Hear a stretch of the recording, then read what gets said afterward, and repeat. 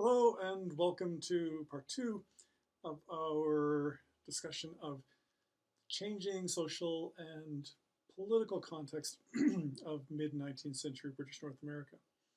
We're going to focus on two groups of people, um, and again, pursuing this kind of notion of how the expanding democratic tent has limits, the limits of the new liberalism of the era. We're going to look at women and African Canadians in this discussion. And this is a bit of a kind of forced marriage here. This is something we might want to talk about quite separately, but they also fit together quite nicely because of that um, because of the problem these people have getting into the democratic society. Now, obviously, they live in the democratic society, but they don't get to participate fully in it. Women don't get the vote in this time period. Well, it's actually a little complicated because sometimes they do vote. Um, because vote is based on property and a property qualification. And so sometimes widows or young unmarried women who have inherited their parents' property, sometimes they can vote. And sometimes even wives occasionally get to vote. But the vote is generally understood to rest with a package of property rather than with an individual. And hence this kind of notion that women don't need to vote because when the husband votes for the piece of property, not just for himself, so that he's somehow also representing the woman. It's a limited argument, obviously, and it certainly ignores the rights of all kinds of people, most notably people without property, like women, like African Americans, and so on. African Americans face this exact same issue. Nothing formally disbarring them from voting, unlike indigenous people, but they often don't meet the property qualification. So really what I want to do in this discussion is talk a little bit about the kind of spheres of life in this time period, and in kind of social theory and sociology, for example, often talk about the private sphere and the public sphere, the separate spheres of social existence. And the private sphere is the realm of the family, the home, the household, and the public sphere is the sphere of business and politics, the public world. Um, Certainly that's a kind of idealized notion of where people ought to be. And this is a particularly powerful notion in applying to women. Women are thought to be uh, naturally bound to the household. This is their natural domain, kind of God-given domain. And there's a kind of idealized set of notions of what they do there, what their roles are there, and so on. We'll talk a little bit more of that as we go. But this image here shows kind of women violating that really quite openly. These are African Canadian women at the city market in Halifax in the 1840s, and they're selling flowers. And to us, that seems a pretty innocuous behavior. But women in this time period to um, aren't supposed to engage in kind of public actions like that. It's an untoward activity. That's a male domain. And in fact, you can see the white women on the margins of this picture. They look like middle class figures, and they're doing what women ought to do. They're socializing as women. They're young women hanging out with each other. They're shopping. They're engaged in respectable activities. They will be the customers in the situation, not the sellers, and that becomes an acceptable role. So here's a nice little example where you can see that race and gender um, affect our understanding of what an idealized woman ought to do. Would men comment on this inappropriate female role that these women are engaged in? Perhaps. Perhaps too, though, they would understand that as this is because they're African Canadian, because they're black. Because of that, they would not so much tolerate it as think, well, that's what those people do. Um, and that certainly reflects the way race and gender intersect in people's thinking at the time.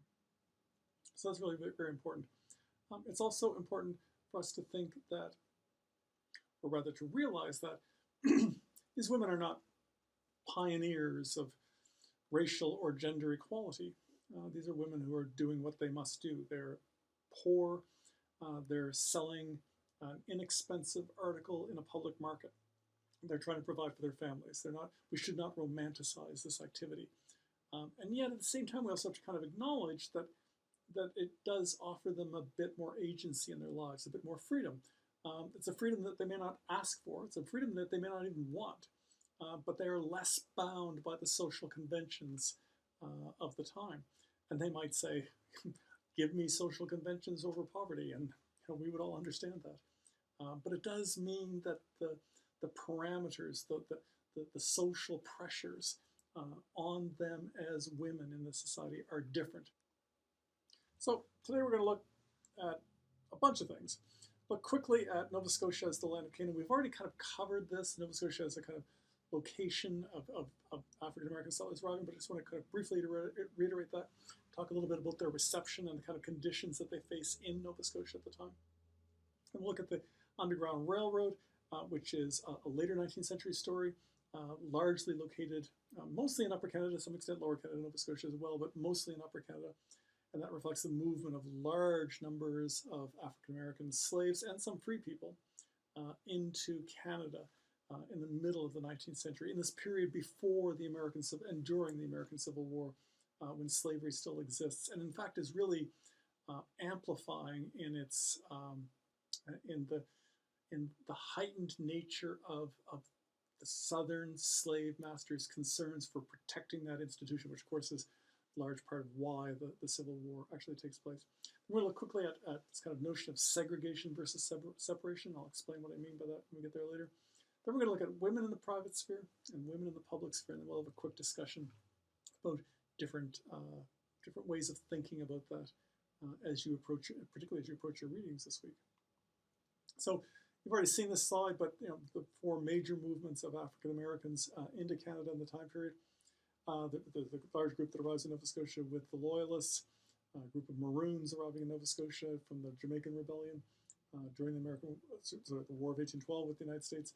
And then the largest of these four movements, the Underground Railway in the middle of the 19th century. It's the largest, although it may not be the most significant. The population that arrives in Nova Scotia, while we saw part of it goes off to Sierra Leone, much of it remains in Nova Scotia and therefore becomes a part of that society. A good part of that Underground Railroad population going into Upper Canada doesn't stay. It goes back into the United States after the end of the American Civil War, after the abolition of slavery in the United States. And so they return to their country. The numbers in this are problematic. We're not entirely sure. Some people actually estimate that this 30,000 underestimates how many came in. But certainly that's a roughly agreed upon figure for the time period. Already seen this again, slavery in Nova Scotia. I just want you to remind yourselves of the kind of place that we're looking at. In the 18th century, slavery is still common. By the early 19th century, it has diminished greatly through the kinds of court actions that we talked about earlier. But it's still there. When those 1812 settlers, or refugees rather, arrive during the War of 1812, they come into a society where most African Canadians are free, but some are still enslaved. So there's this kind of mixture on the ground there. African Americans fought on the British side during the American Revolution, and certainly they played a significant role in the American Revolution. And many of those refugees that arrived in Nova Scotia were slaves or free blacks from the time period. As loyalists, Britain promises them a reward for their loyalty. And this painting, a lovely painting by Benjamin West, celebrates that ideal of a kind of multicultural British Empire. Not their language, but certainly the painting represents the fleeing refugees from the American Revolution. The title of this is The Reception of the American Loyalists by Great Britain, and that's Britannia, the symbolic figure of Great Britain, greeting her loyal subjects. And you can see that they're being presented to Britannia by these robed figures. Those are probably figures from the House of Lords, the higher chamber in the British Parliament. But look at the refugees themselves. They are an ethnically diverse group. We see indigenous people, we see African Americans, we see white people. So there is a deliberate attempt here to portray Britain as a tolerant, multicultural society in this painting. This certainly is a painting that has official sanction too. This is not just one man's view in his painting. This is official British art here. Remember Benjamin West? Benjamin West is the same guy that did The Death of Wolfe. He's one of the most favored, politically favored British painters of the day. And so this really has a kind of stamp of approval on it. So they're trying to suggest that these people will be treated well in the British Empire. They're not. Some of them do okay, but most of them are not treated well. They're completely separated as a population. This map on the left-hand side of your screen shows, well, it says Port Roseway Harbor, but what it most shows is Shelburne, the town of Shelburne, which you see right at the top of the head of the bay there. But also across from that is Birchtown, which is the African settlement. And the facilities just are not nearly as good. But Shelburne is laid out as a proper town. They have British supplies going into it. The settlers have land granted to them fairly quickly, fairly regularly. That does not happen in the African settlements, and they are more or less relegated to tents in a cold, miserable situation, are not afforded land. Eventually, some of them are, but it takes much longer for the loyalists to get their land. And when they do get land, as you can see in this photograph, it's a 20th century photograph, but it shows the location nicely. When they do get land, it's inferior land. They get land, and Nova Scotia is a really mixed bag for agricultural possibilities. It's not like Southern Ontario where you have generally good land. You have some locations of good land and some locations of poor land. African Canadians get the poor land. And this photograph shows that nicely. Look how rocky that roadside is there, and that's kind of typical of that area. Can you have a small, simple farm there? Yes, but it will not be a big market-oriented farm. It won't be the kind of farm that can advance a family. It'll be the kind of farm that can kind of keep them going in a small way, but it won't be the kind that would allow them to get ahead. There is a significant African-American leadership in Nova Scotia, typically led by some of the free blacks, educated free blacks in the population, including a few preachers and including a few people who served in the Black Pioneers, the British black military unit from the American Revolution. They're literate, they're activist, and they work very, very hard to try to promote their people's well-being. And they certainly try to ensure that their people get a fair hearing as loyalists, and that they get their property rewarded as they feel they ought to. Many of them, however, take up the offer of the British government, and we've talked about this again before, so I don't want to talk too much about it here, but remind you again of the context that these people are facing. So many of them thought Nova Scotia offered them limited possibilities that over a third of them took up the offer to return to Africa. None of them had ever been to Africa, but it's an interesting way of thinking of it culturally, that these people would return several generations later to the land of their ancestors. Sierra Leone won't be a happy history for many of these people. There's going to be a lot of problems in the country of Sierra Leone in the future. But certainly it offers these people a kind of possibility for truly exercising the freedom that they've now won. Because what's clear for most African Americans in Nova Scotia into the 1840s and 1850s at least, is that they are offered political freedom, but very few economic opportunities. So there's a kind of formal freedom there, formal equality there. They're allowed to vote. Nothing prevents them from voting, but they don't really get to exercise that. The other big story we can talk about, and this one's more an Upper Canadian story rather than a Nova Scotian story, is the Underground Railroad. And the railroad, of course, is not really a railroad, but it's the movement of African Americans, mostly from the slave South. Remember, the United States at this point is divided between, well, actually this next map shows us that nicely. The blue states in the north are free states where slavery is not allowed. The gray states are the states in the south where slavery is still allowed. And you can see that the Underground Railroad represents a way to get people either, in some cases, to the north. But in 1850, the U.S. Congress passes a law called the Fugitive Slave Act, which allows Southern slave masters to go into the north to recapture their slaves if those slaves have escaped to the northern states. What that means is that oftentimes you have these kind of bounty hunters going through the northern states just kidnapping black people and taking them back south. They don't really care whether they're slaves or not. They're just capturing people and bringing them back and saying that they are their slaves. don't have great pieces of identification in the 19th century, and this is happens. A lot of free blacks in the North are realize they are in just as much jeopardy in the United States and in the free states of the United States as they were in the southern states, in the southern slave states. So many people move on to Canada because Canada is unequivocally an emancipated society. So over 30,000 people crossed the border in the 40s and 50s and early 60s as refugees and move into Canada in the time period. A number of notable figures we can talk about there. Mary Ann Shadd Cary establishes a newspaper, the Provincial Freeman, which becomes the voice of African Canadians in this time period. Also writes a book on promoting immigration to Canada. Harriet Tubman, one of the most famous of the conductors in the Underground Railroad. I love the terminology of the Underground Railroad. They use the railway terminology as a kind of code. So the leading figures, the people who kind of guide people through the process, become known as the conductors. Harriet Tubman is one of these conductors. And the people who operate way stations along the way, safe houses along the way, they come to be known as stations, and the people who run them as station agents. And the railway itself is the railroad. Again, it's a metaphor, and it really means that it's really cool because it means they can talk about this openly because they're using this coded language, because they're just talking about banal things. But of course, they're actually communicating messages about how these escaped refugee slaves are being moved along. Really, really fascinating story.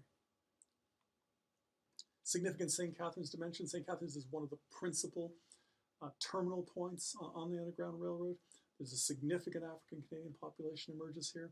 And we should note, certainly too, the role of abolition societies, including the one in St. Catharines, which is led by William Hamilton Merritt, most famous for being one of the leading figures in the construction of the Welland Canal, also the mayor of St. Catharines, but also a leading supporter of the abolition cause and a direct supporter of Harriet Tubman's work in Niagara. Abolition becomes something of a movement in Upper Canada, reflecting largely on the fact that it was a significant movement in Great Britain as well. And certainly Canadians begin to grapple with this issue, and also, interestingly, to begin to identify themselves as not American. We think often of Canadian identity as being something that's not American. We are, what are we? We are not what they are.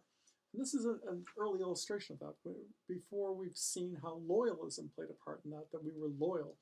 Well, here we are different than them because we will not tolerate slavery in our society. So it comes a way of kind of differentiating us from them. You certainly see a little bit of middle-class respectability beginning to emerge in some of these communities. Certainly some of these families prosper.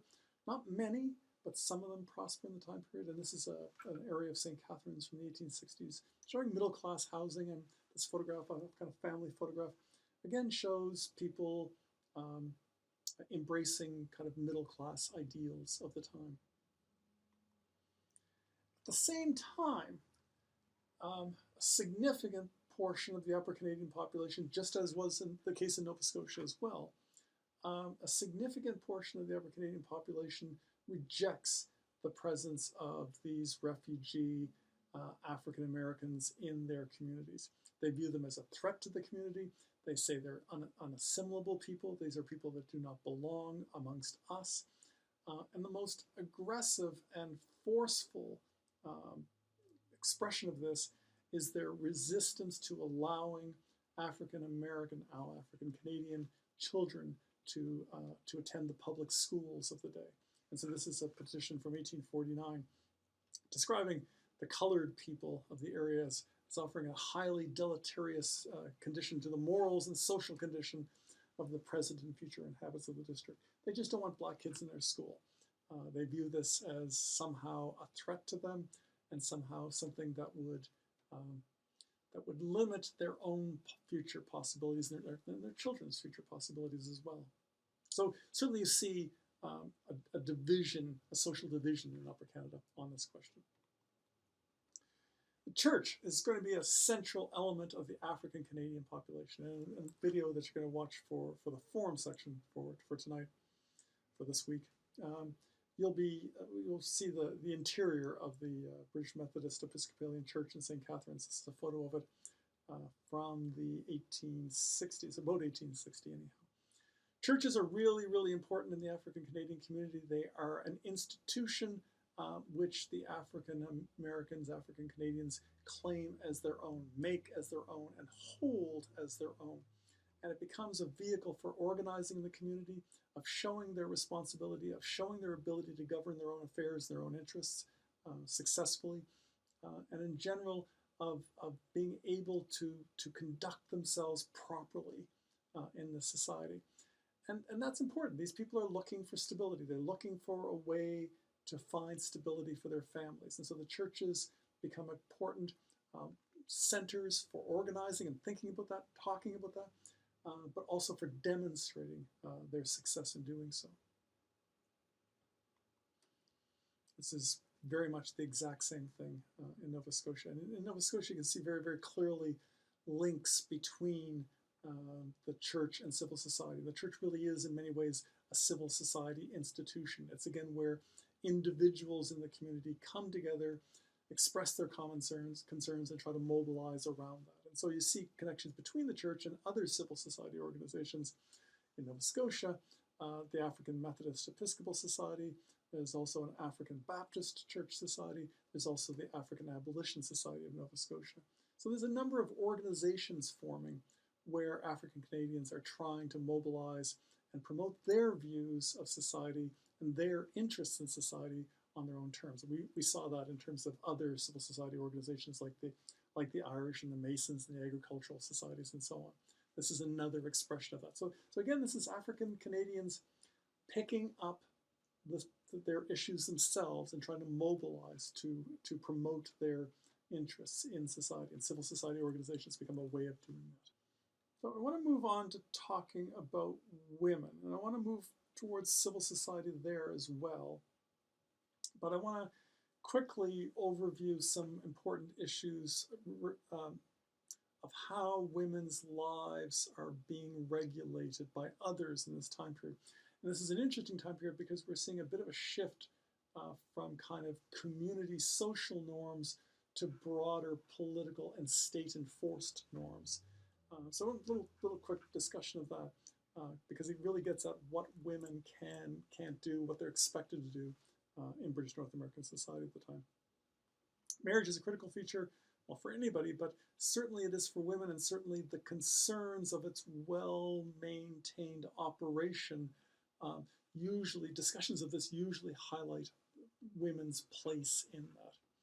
So part of this is regulated through the role of religion. Certainly churches play a big role in promoting proper behavior for women.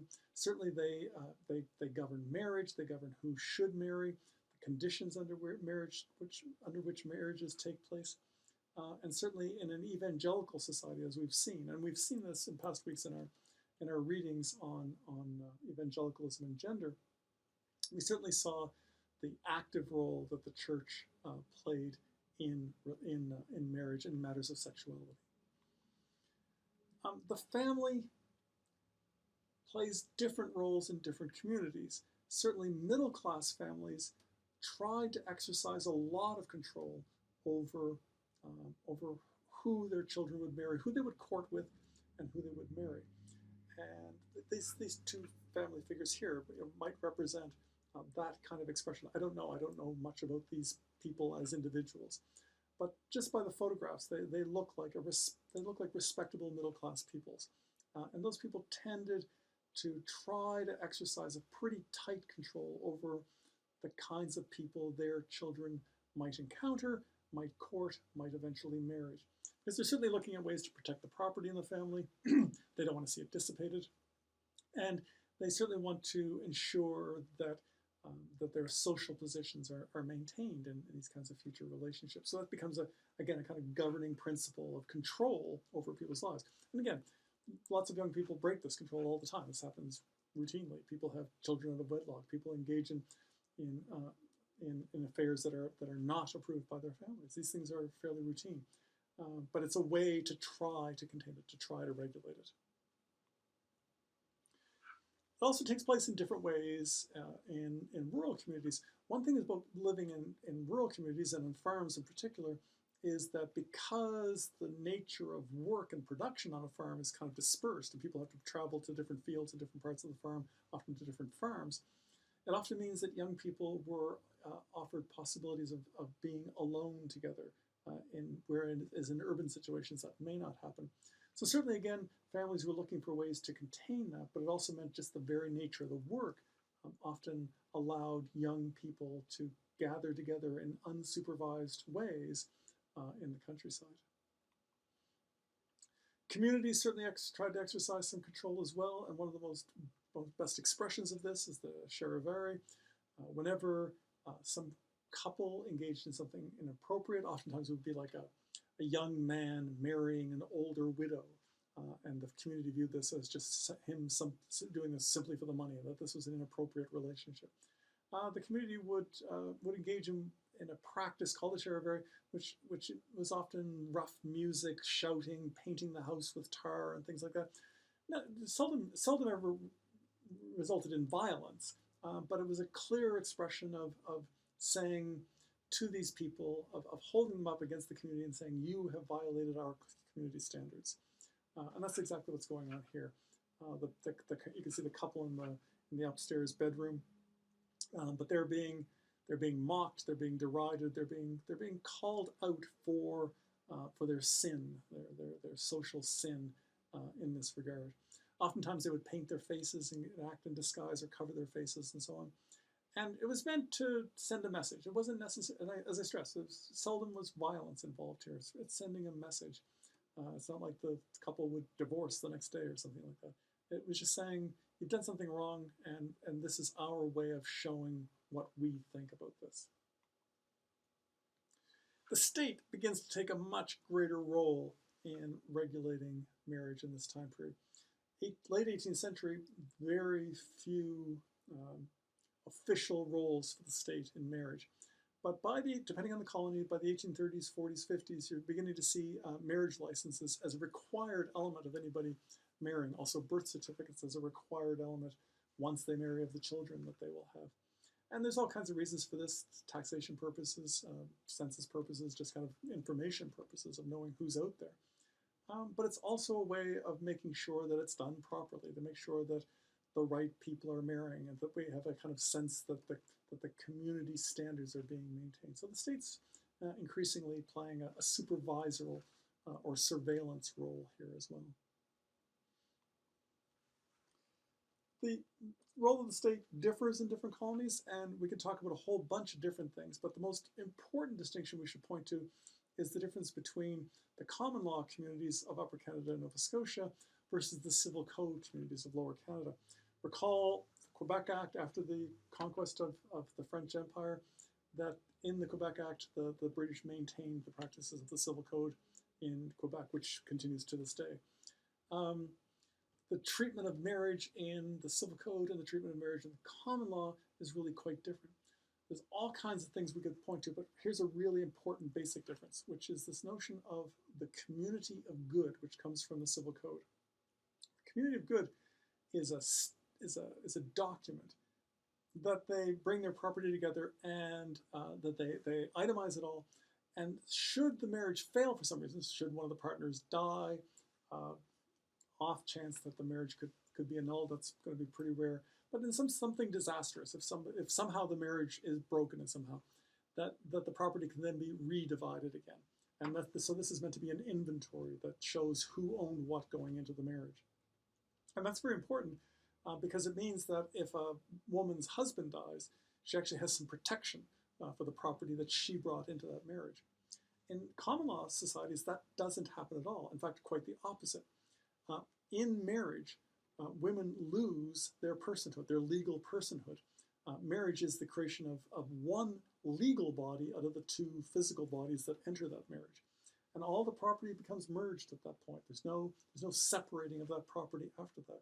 So if a marriage breaks down here or fails, or the husband dies, a woman has no protection. And in fact, if her children are of age, they can claim all that property over her. They can actually, if the husband's, and in fact, the husband's will can actually write the wife out of the will. There's no obligation to protect the woman.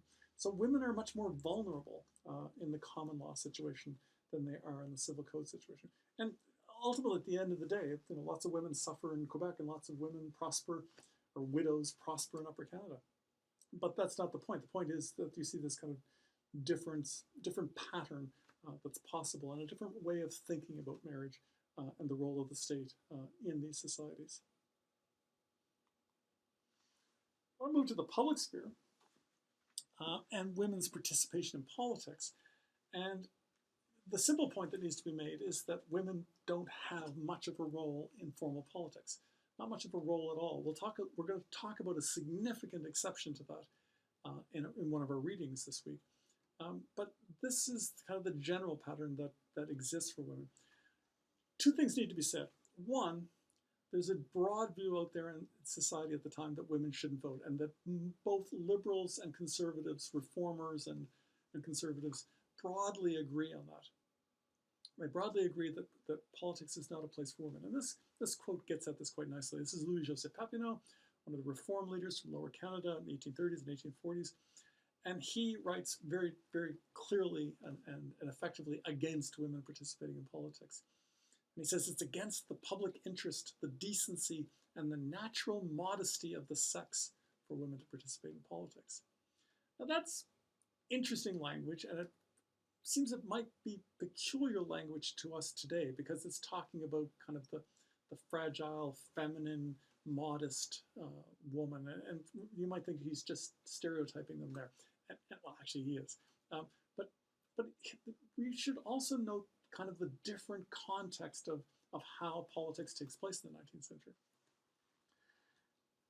Votes in the 19th century take place. This is not a contemporary illustration. This is a 20th century illustration, but it's a pretty accurate one. Votes in the 19th century took place on what were called the hustings. We still refer to the hustings today, but we just mean it kind of a general term for politics. But the hustings was an actual physical place in the 19th century. It's a stand, like you can see in this illustration. And to vote in the 19th century, large crowds of people gathered together in the towns of the counties of the colonies. And I mean large groups of people coming together, and they would spend sometimes 2-3 days engaged in voting with these large crowds around. And oftentimes there are physical battles for control of the hustings. And by control, I mean physically controlling it, preventing your opponent's voters from getting to the hustings. So actually riots break out, fights break out. People die in elections in the 19th century. It's not uncommon. It's not common, but it's not uncommon. So when Papineau is talking about against the public interest, the decency, and the natural modesty of the sex, he means that is the setting that he's imagining. He's saying women don't have a place in that kind of world. And we could say today, nobody has a place in that kind of world. This is a physical fight for democracy, not a set of ideas being debated here. Ideas are being debated here, to be sure, but there's also this kind of factional, tribal kind of nature to this kind of battle underway here, and that's what they're talking about here. But the other thing that needs to be said is that women do vote in the 19th century. Not many, some in the 18th century as well. And again, it goes to that issue of property being the determining factor. Oftentimes widows, for example, would vote because they would claim, well, my husband is dead, our property still gets to vote, and I will make that vote because of that.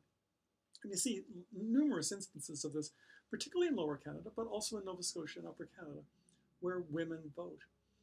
And there's also, it becomes messy because sometimes those votes are allowed to stand, and other times those votes are appealed. And in fact, there's a famous case in Nova Scotia where an election is overturned because I think 5 women were allowed to vote in a particular riding. And so they overturned that as an inappropriate result. The election was inappropriately conducted. So this is kind of part of this. And it would be a long discussion, would be necessary to get out, why exactly one woman would be allowed and wouldn't. But property was the general reason.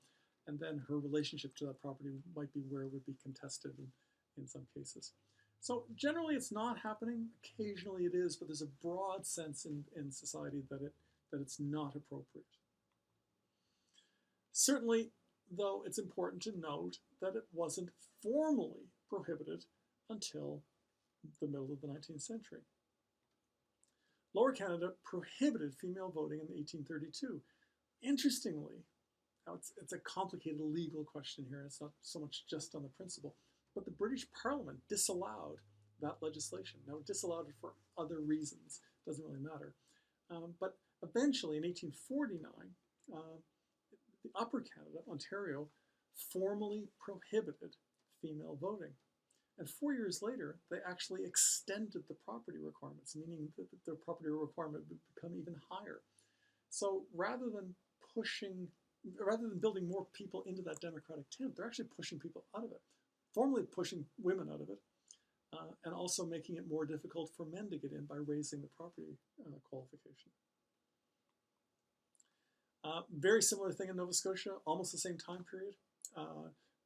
Universal male franchise is granted in 1851, which is an interesting reversal of the pattern from Upper Canada. There they are bringing more people into the democratic tent, but also formally disenfranchising women in the exact same piece of legislation. So they're giving more men the vote, but formally taking it away from women in 1851. Could women have gotten the vote through property before 1853, 1851? Maybe. Women are beginning to gain employment in different sectors of the economy.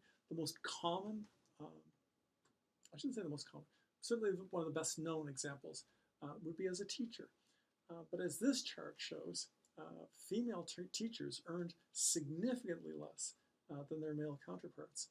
So again, in terms of buying a piece of property or having kind of movable property of some sort that would have a certain value, it would be much more difficult for the female teachers to meet that property qualification that would be for the male ones. So that points to how women are valued as workers in society. It also shows a kind of formal way that they're being disbarred from effective participation in politics. However, they can participate in other ways. And this is where civil society becomes important again. There's lots of examples we could choose from here. But by far the best examples are the examples on temperance. That is the campaign to reduce and eventually to eliminate alcohol consumption in societies. It's not surprising that women take up this cause. Women, A, tend to drink less than men, and B, as the wives and mothers in these situations, they much more clearly see the social consequences of alcohol abuse in their communities. People drink a lot in the 19th century. They drink a lot more than we do today. Part of that is a kind of sensible thing. Water is often unsafe, especially in the cities. So alcohol becomes a safer form of drinking. But part of it too is just a response to any number of things, but certainly a response to poverty, certainly a response to social problems that people are facing. So alcohol becomes widely used and widely abused in 19th century society. And women suffer the consequences much more than men do. And so it's them that rally and support of temperance much more aggressively than men do. Many men certainly support temperance organizations, but women become both the kind of moral force behind it, but in many ways also just the kind of physical organizing force of these groups. The other thing is that these organizations not only form, but they actively engage in putting pressure on the government. And one way they can do that, even though they can't vote, one way they can do that is through petitioning. They can organize petitions and they can get as many signatures on these petitions as possible and then submit them to the government. And so this is a way for women to put pressure on men to do something, on the actual male-run government to actually do something. And you'll see in one of your readings tonight, that's exactly what's going on in New Brunswick, where it's actually a successful campaign to impose temperance legislation in New Brunswick. A lot of us today think that's kind of fussy old lady stuff. Why would they want to do that? Well, as I suggested earlier, they certainly thought they had very good reasons for doing so. They certainly saw alcohol as a problem in their society. And I think we should also highlight the fact that this shows an impressive amount of political organization, social smarts, social organization. The things that they learn in doing so will be instrumental in developing a next generation of people who will be looking to get the vote, looking to extend that political influence beyond what they're doing in their civil society organizations.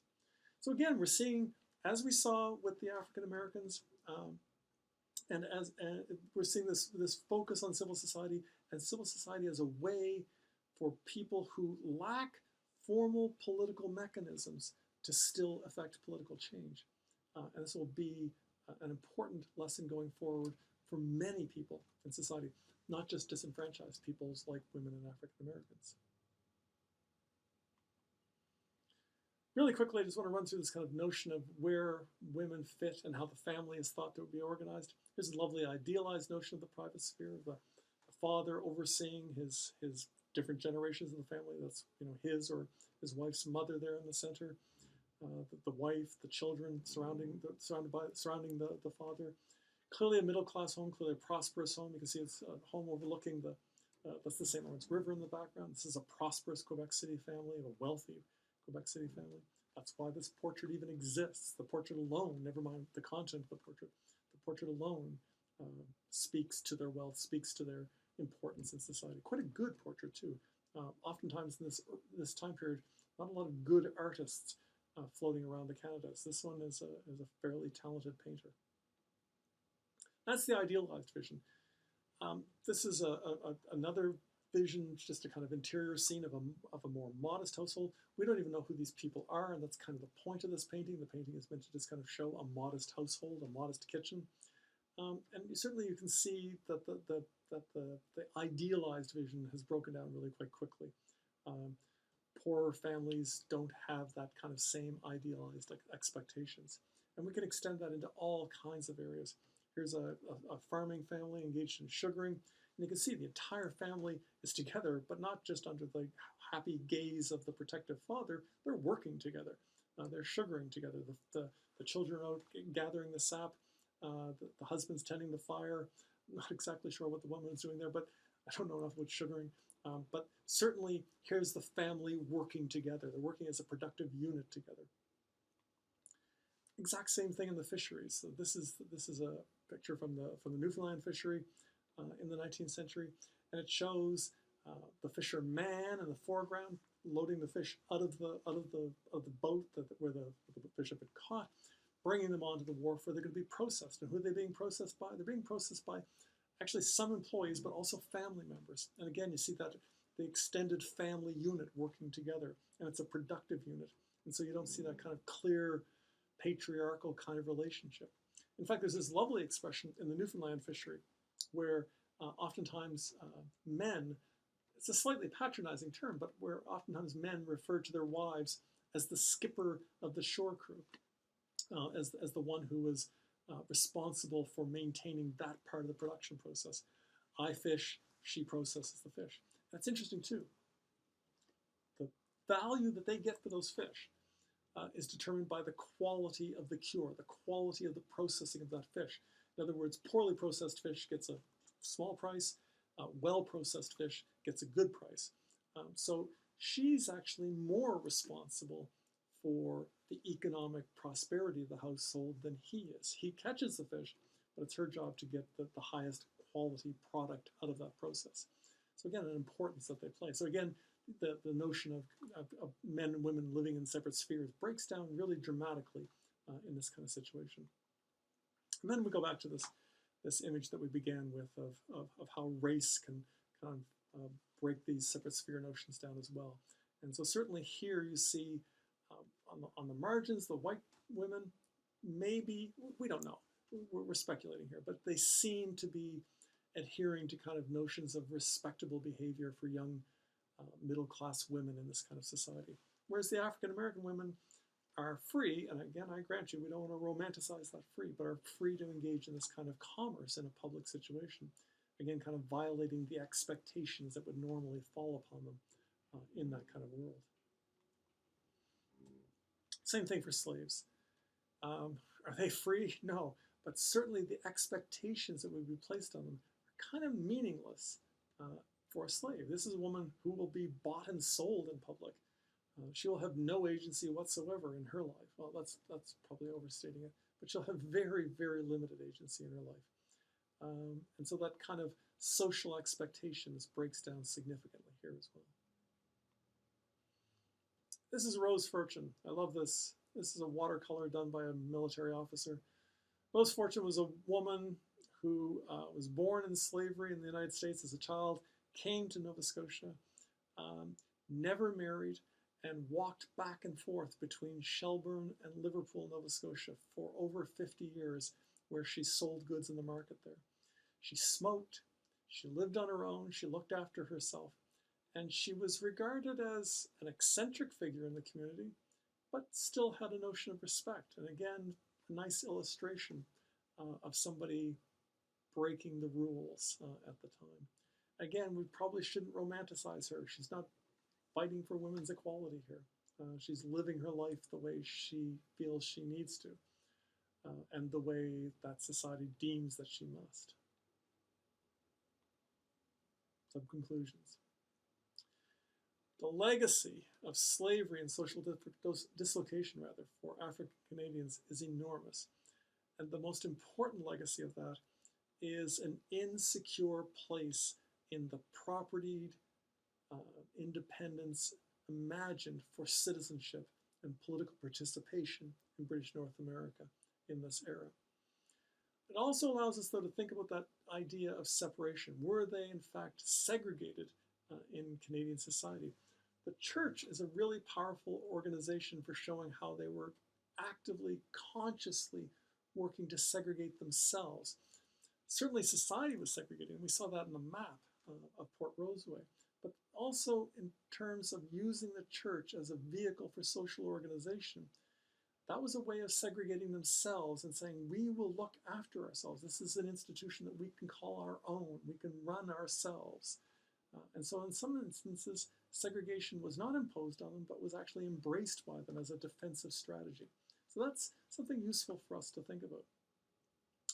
Women's lives, too, very much structured by a kind of social context. And again, that's something that African Americans and women in general faced, but increasingly regulated by political roles and the role of the state in particular.